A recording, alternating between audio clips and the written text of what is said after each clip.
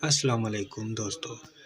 जीअं त ही असांजो ॻोठु आहे ऐं ही ॻोठ जी मेन घिटी आहे। असांजे ॻोठ जो नालो हुसैनाबाद आहे। ही क़दीम पुराणो ॻोठु आहे जेको मुंहिंजे अंदाज़े मुताबिक़ 1897 ईस्वी में हिते असांजा वॾड़ा आया हुया। उन खां बाद ही ॻोठु आहिस्ते आहिस्ते हलंदे हलंदे तमामु वॾो शहर थी वियो आहे, जंहिंसां गॾोगॾु तव्हांखे ॾिसण में ख़ूबसूरत बनियूं।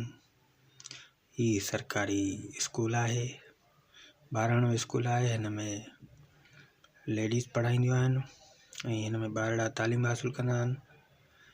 ऐं हुन खां पोइ अॻिते हलंदासीं, सरकारी अस्पताल आहे जेका 1996 में ईजाद कई वई। हिननि सरकार हणाई हुई ऐं ही तमामु वॾी ऐं बहितरीनु ख़ूबसूरत हुई।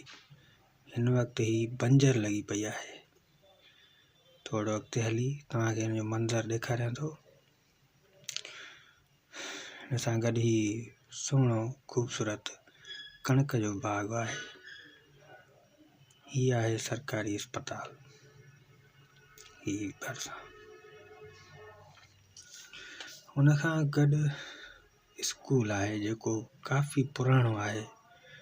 1918 या 1920 ईस्वी में शायदि अंदाज़ो ही स्कूल तैयारु कयो वियो हो। ही वॾो स्कूल आहे, हायर सेकेंडरी जे नाले सां आहे ऐं ही दुबारा तैयारु थियो आहे। पहिरियों हिन जी कुझु मंज़रियाम ॿी तरह हुयो ऐं हिन वक़्तु ही 2023 में तैयारु थियो आहे। नई सही जो मेन बोर्ड तव्हांखे मां ॾेखारियां थो। हुकूमत हिते पाकिस्तानी माण्हू रुगो खाइण जी कढ आहिनि। ही हुसैनाबाद लिखियो पियो आहे, government higher secondary school Hussainabad.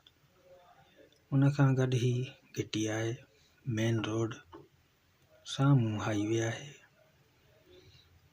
साम्हूं ऐं कहिड़ो ख़ूबसूरत नज़ारो आहे। कुझु साल पहिरियां हिते इहे टारियूं हाणे सुकी वियूं आहिनि। कुझु साल पहिरियां माना ही सायूं हूंदियूं। हिन वक़्तु कोई हिननि खे ॾिसण वारो न आहे।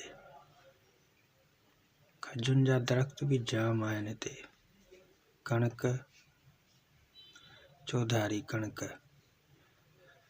ऐं ही ख़ूबसूरत सणक तव्हांजे साम्हूं आहे। खजुनि जो बाग़ बि हिते ॾाढियूं खजूं हूंदियूं आहिनि असां वटि सिंध में, बल्कि असांजे ॻोठ में चौधारी खजूं आहिनि।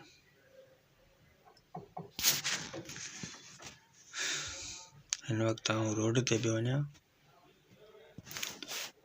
साम्हूं असांजो हाईवे आहे। हिकु सुहिणी स्ट्रीट आहे, ॾिसो त केॾी लाजवाब आहे। कणिक जो फ़सुलु, खजूं, टारियूं, ॿेरियूं, हर शइ हिते आहे। ऐं हिन जी तारीख़ असांजे ॻोठ जी मूंखे सही तरह सां मालूम कोन आहे, पर जेको ॿुधायमि तव्हांखे इहो अंदाज़े मुताबिक़ हुयो। उमेद कयां थो सभिनी खे ही वीडियो पसंदि ईंदी ही। ऐं जेकॾहिं तव्हांखे वीडियो पसंदि आई त वीडियो खे लाइक कजो। चैनल ते पहिरीं चकर आहियो त चैनल खे सब्सक्राइब कजो, छो जो हिन में मालूमात वारा वीडियो ईंदा।